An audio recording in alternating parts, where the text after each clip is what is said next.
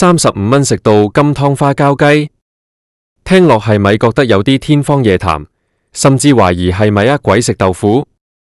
平時我哋去火鍋店或者高級少少嘅酒樓，嗌個金湯花膠雞煲，喐下都要成100幾200蚊，仲要加一服務費。但係最近全港第一部24小時運行嘅智慧餐飲機器人，竟然高調殺入咗大埔，仲要主打呢款聽落非常奢華嘅金湯花膠雞撈飯，原價35蚊，而家新開張有8折優惠，28蚊就有一盒。到底呢個35蚊嘅大埔熱食基實物係點樣？係真材實料定係化學科技？食落口會唔會好似微波爐微波出嚟咁乾爭爭？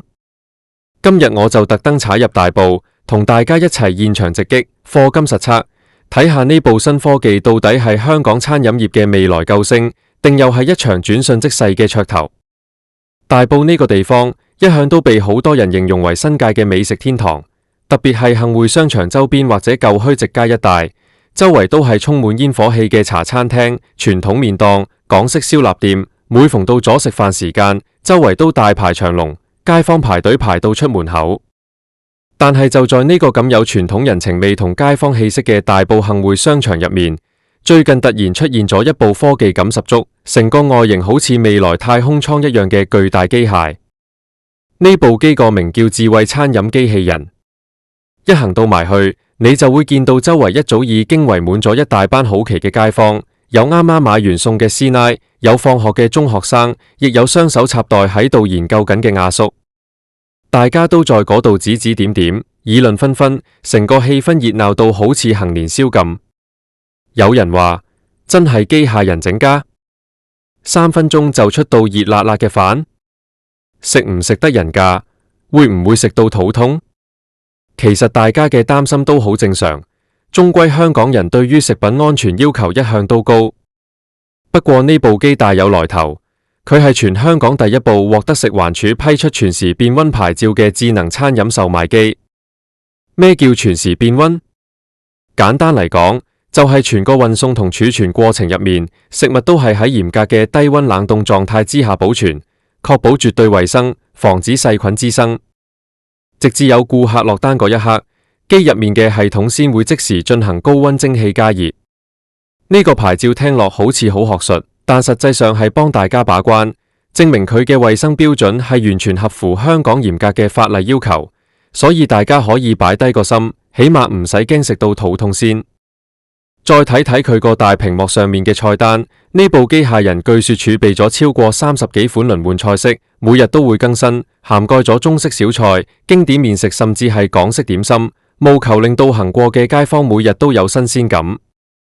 我現場睇到嘅菜單真係幾豐富，除咗我今日嘅目標金湯花膠雞撈飯之外，仲有賣33蚊嘅酸菜魚撈飯。平時2-3個人去川菜館先食到嘅酸菜魚，而家33蚊就可以一個人獨享。仲有35蚊嘅魚香肉絲飯，聽落就非常有鑊氣。如果想食輕量少少，33蚊就有個雙拼燒麥粉絲湯套餐，或者火腿老鴨湯米線。想食辣食濃味嘅話，36蚊仲有冬陰功米線或者紅燒牛肉麵。老實講，喺2026年的香港，生活成本越來越高，求其去一間普通茶餐廳食個午餐，連埋杯凍飲，隨時都要60至70蚊。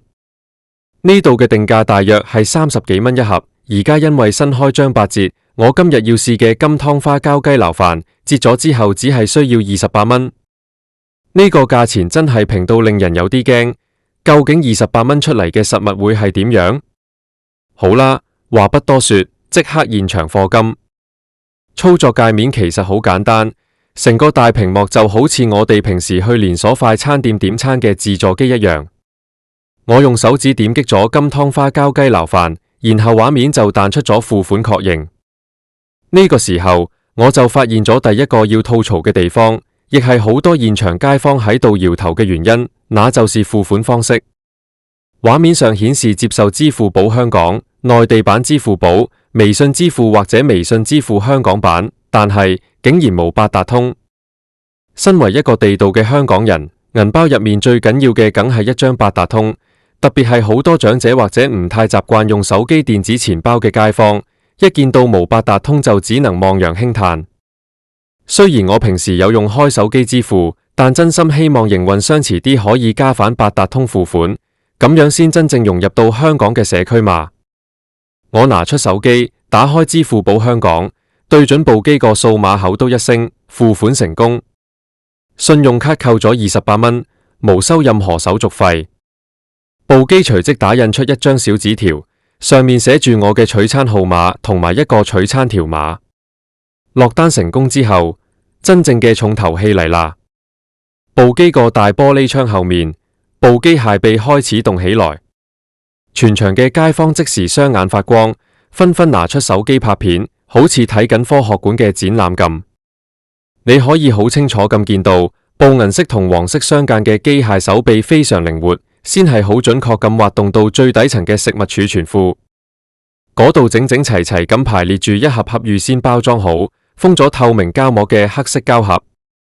機械臂個爪好穩陣咁找起咗一盒金湯花膠雞撈飯，然後順暢地向上提升，送到去中間嘅核心加熱區。呢個加熱過程就厲害啦，屏幕上面顯示住倒數時間，大約需要3分鐘，也就是180秒。好多人都會覺得呢啲無人售賣機，咪又係等同於將個盒飯放入微波爐度微波？如果你咁諗，就大錯特錯啦。部機採用嘅係佢哋獨家嘅高溫蒸汽加熱技術。平時我哋用微波爐微波嘢食，好容易會令到食物入面嘅水分流失，邊位會變得乾乾硬硬，或者中間熱兩邊凍，成個口感會大打折扣。但呢部機械人呢，機械臂將飯盒送入去之後，加熱裝置會對準飯盒中間預先打好嘅小孔，將強烈嘅高溫蒸汽直接注入去。據說呢種高溫蒸汽技術可以完美鎖住食物嘅水分同油脂，令到成個飯盒均匀受熱之餘，仲可以保持到好似啱啱新鮮蒸出嚟咁嘅原汁原味，唔會乾爭爭。喺等待加熱嘅呢180秒入面，部機械臂都無閒住，佢竟然自動去咗另一個角落，找取咗一個專用嘅塑料手抽，然後擺喺出餐口準備。不得不讚，呢個編程真係設計得好聰明，連拿餐嘅細節都幫你考慮埋，免得顧客拿熱飯盒嘅時候燙傷。隨着時間一秒一秒咁過去，周圍圍觀嘅人越來越多。有個推住嬰兒車嘅媽咪喺度講：哇，真係好似工廠生產線咁，幾得意喎。隔壁個阿叔就話：平時去茶餐廳等個外賣都要10分鐘啦，呢度3分鐘搞掂。如果味道生生性性，真係幾方便。大家都在期待緊3分鐘之後嘅成品。其實喺呢個節奏極快嘅香港社會，3分鐘真係好短暫。平時我哋喺中環或者觀塘啲商業區，一到下午1點鐘，各大餐廳門口都塞滿晒人，由排隊落單到等攞食物，隨時要花你20分鐘。如果未來呢種機械人可以普及到寫字樓或者地鐵站，3分鐘出到熱辣辣嘅飯，對好多行色匆匆嘅打工仔嚟講，絕對係一個好大嘅誘惑。叮一聲，機械女聲提示取餐成功。只見加熱區嘅小門打開，機械臂將熱騰騰嘅飯盒，連埋啱啱準備好嘅塑料手抽，一齊穩穩當當咁送出嚟出餐口。我伸手將個飯盒拎出嚟，哇！真係超級熱，直情有啲燙手，成個飯盒隔住個膠袋都感受到滿滿嘅熱力。不過，當我拎住盒飯轉身準備開餐嘅時候，突然發現咗一個非常致命嘅問題。我望咗部機幾眼，左睇右睇，上睇下睇，竟然完全揾唔到有任何地方提供餐具，無筷子、無湯匙，亦無紙巾。呢個真係一個好大嘅漏洞。各位觀眾朋友，如果之後想嚟試，記得一定要自備餐具，或者帶返屋企，帶返辦公室先好食。部機嘅設計好明顯係預你外賣帶走，並唔係俾你即買即立食。好彩我今日有備而來，背包入面一早準備好咗一套環保餐具。如果唔係，面對住呢盒熱辣辣香噴噴嘅飯，真係只能望飯輕嘆。既然無位坐，我就行到商場外面嘅一個休息座椅度，準備正式開箱實測。呢個黑色嘅長方形飯盒質地好結實，拿喺手度沉甸甸嘅，份量比想象中要足。最上面嗰層透明封膜中間，確實有一個好明顯，因為啱啱注入蒸汽而打出嚟嘅小圓孔，周圍仲凝聚住密密麻麻嘅水蒸氣。我小心翼翼咁用手由邊位開始撕開張封膜，大家一定要注意，撕開嘅時候千祈唔好將塊面貼得太近，因為入面儲藏住嘅高溫蒸汽一瞬間湧出嚟，真係好容易會燙傷。當張封膜完全被撕開嘅那一刻，啵的一聲，一陣極度濃郁，帶有陣陣雞湯香甜同補身氣息嘅香氣，隨着白茫茫嘅蒸汽直接撲面而來。老實講，呢個味道真係有驚喜，完全冇一般微波爐預製菜嗰種怪怪嘅塑膠味或者死鹹味，反而真係好似我哋平時去火鍋店，個服務員啱啱幫你揭開個金湯雞煲蓋嗰種感覺，香氣非常之有層次，聞到都流口水。我定睛一睇盒入面嘅實物，成個賣相可以話係相當唔錯。飯盒分咗兩部分，下面係底飯，上面就鋪滿咗一層厚厚呈金黃色嘅金湯芡汁。呢個金湯色澤非常金黃誘人，唔係嗰種假到死嘅化學黃色，而是帶有一種濃稠、熬煮得好透徹嘅視覺效果。芡汁入面可以好清楚咁見到有幾塊切得大大小小、帶皮嘅雞肉塊，而最令人期待嘅花膠竟然都清晰可見，有大約3至4塊呈半透明狀、煮到好軟糯嘅花膠，正正咁躺喺金黃色嘅濃湯入面。28蚊有咁嘅賣相，真係超越預期。我迫不及待咁拿起匙羹，首先唔好配飯，單獨舀咗一小匙羹呢個靈魂金湯放入啖口度。哇！第一感覺係好濃郁，湯底一入口，各種厚重嘅質感瞬間包裹住成個口腔。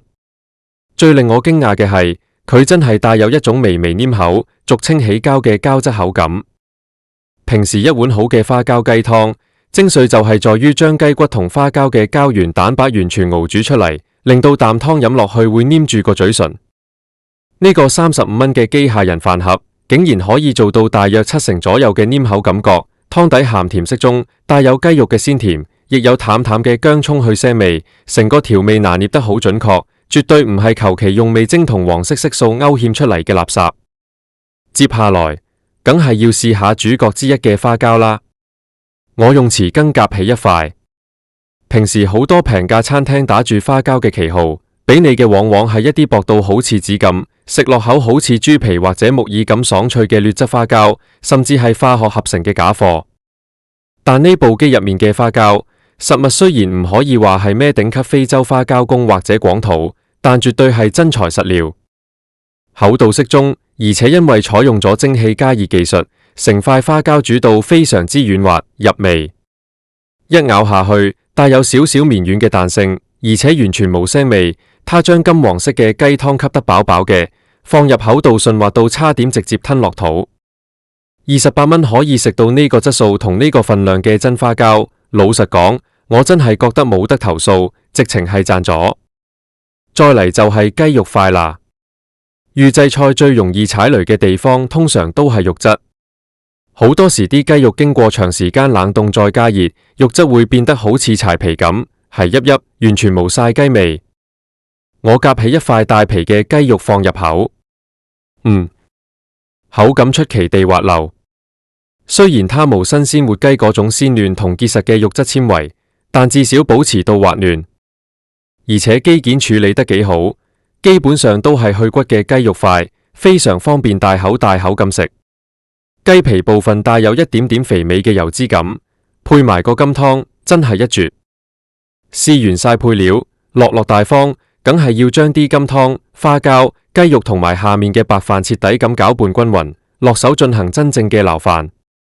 呢度又要讚一讚佢個白飯，好多微波爐飯嘅飯粒一係就濕到爛成一團，一係就硬到好似生米咁。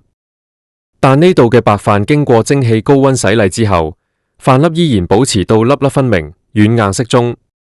當每一粒白米飯都均勻咁沾滿咗金黃色濃稠嘅花膠雞湯，每一啖入口既有白飯嘅軟糯，又有湯汁嘅順口，中間仲夾雜住花膠嘅滑同雞肉嘅嫩，真係越食越順喉，令人忍不住一匙羹接一匙羹咁往嘴裏送，簡直係停唔到口。成盒飯我大約用咗10分鐘就完全清倉，連一滴湯汁都冇剩低。食完之後，我摸摸個肚，嚟同大家認真分析一下佢嘅份量。如果以一個成年男士嘅正常午餐胃口嚟講，呢盒飯嘅份量大約只有7至8分飽。如果你係做體力勞動，或者平時習慣喺茶餐廳食大碟頭飯加底嘅朋友，呢個份量對你嚟講絕對係偏少咗啲，食完可能到下晝3點鐘就會開始肚餓。但如果你係一啲胃口較少嘅女士、中學生，或者純粹想食個輕量嘅晚餐，咁呢個份量就啱啱好。我們不妨攞佢同市場上其他競爭對手做個橫向對比。首先係便利店，好似71或者 Circle K 嘅叮叮飯。便利店嘅叮飯定價大約係30幾蚊，份量差不多，但大多數都係咖喱牛腩、肉醬意粉或者肉餅飯呢類比較大眾化、成本較低嘅菜式。而且便利店係用微波爐加熱，飯盒邊緣往往會乾硬。相比之下，呢部智能機械人賣35蚊，我今日8折買28蚊，俾你嘅係金湯花膠雞、酸菜魚呢類平時要喺大餐廳先食到嘅功夫菜，仲要用蒸汽加熱保持濕潤。喺食品質素同性價比上，部機械人完勝便利店。再對比傳統茶餐廳，大埔區內嘅茶餐廳，一個午市客飯加杯飲品，而家基本消費要65至70蚊。雖然茶餐廳份量比較大，有侍應招待，仲有配冰涼嘅凍檸茶，但價錢足足貴咗1倍。所以呢部熱食機嘅精準定位，其實係成功在於卡咗喺便利店之上、茶餐廳之下嘅呢個尷尬但又充滿需求嘅真空地帶。最重要嘅一點係，呢部機係24小時無休運作。想象一下，深夜凌晨2、3點，全大埔嘅餐廳酒樓都已經閂晒門，街上靜悄悄，你啱啱收完夜班，或者通宵睇完波、打完機，成個肚空落落，想搵啲嘢食頂肚。平時你唯一的選擇可能就係行去24小時營業嘅便利店買個乾巴巴嘅叮叮燒賣，或者返屋企煮公仔麵。但而家你行落商場，只需要花3分鐘，就可以喺部機械人度買到一盒熱辣辣、冒住白煙，可以暖胃滋補嘅金湯花膠雞撈飯或者火腿老鴨湯米線。喺冬天的深夜，呢盒飯帶俾你嘅幸福感同滿足感，真係用錢都買唔到。